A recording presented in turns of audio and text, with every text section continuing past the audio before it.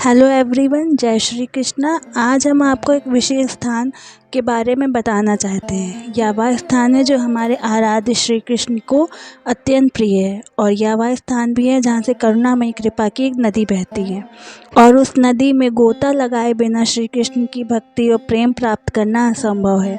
जी हाँ, यह स्थान है वृषभानुनंदिनी श्रीमती राधा रानी का घर यानी बरसाना। मथुरा से उत्तर पश्चिम की ओर जाते हुए 25 मील की दूरी पर श्रीमती राधा रानी का नित्य धाम बरसाना या वृषभानुपुर स्थित बरसाना में स्थित पहाड़ी को ब्रह्मांड चक्र कहा जाता है। हमारे आचार्य बताते हैं कि श्रीमती राधा रानी और श्री कृष्ण की लीलाओं के दर्शन करने के लिए स्वयं ब्रह्मा जी यहाँ पहाड़ बनकर आ गए थे। इस पहाड़ी के 4 शिखर हैं जो कि ब्रह्मा जी के शुक्रमुख के प्रतीक है। यह शिखर है भानगढ़, दानगढ़, विलासगढ़ और मानगढ़।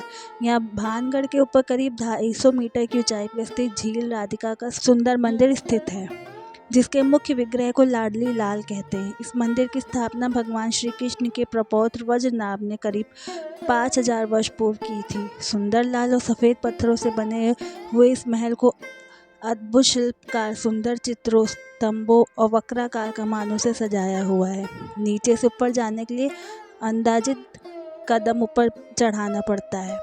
इसलिए कहते हैं कि मुगल साम्राज्य के समय इस मंदिर का पुनर्निर्माण हुआ था। उस समय के राजा टोडरमल की सहायता से यह करवाया गया था। नारायण भट्ट ने शिखर पर बने इस सुंदर मंदिर के नीचे वृषभानु महाराज का महल है। यह श्रीमती राधा रानी ने अपनी लीलाएं की थी।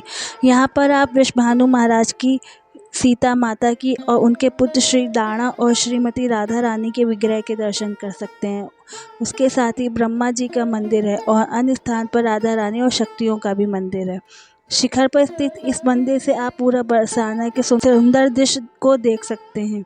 इस मंदिर के बिल्कुल सामने से निकलने वाले रास्ते को पार करके जब आप आगे जाते हैं तो वहाँ एक सुंदर सरोवर है जिसका नाम है पीली पोखर। इसके पीछे का प्रसंग यह है कि एक बार यशोदा माता ने राधा रानी को अपने पुत्र वधू के रूप में स्वीकार करते हुए उनके हाथों में हल्दी का लेप लगा दिया था। यह देखकर राधा रानी को अत्यंत लज्जा आ गई और उन्होंने इसी सरोवर में जाकर अपने हाथ धो लिए। परिणाम स्वरूप उसके बाद इस सरोवर का पानी पीला हो गया। तब से उसे पीली पोखर के नाम से जाना जाता है। कितना मधुर प्रसंग हुआ है ना। बरसाना के मुख्य मंदिर से थोड़ा आगे जाते हैं आता है मानगढ़।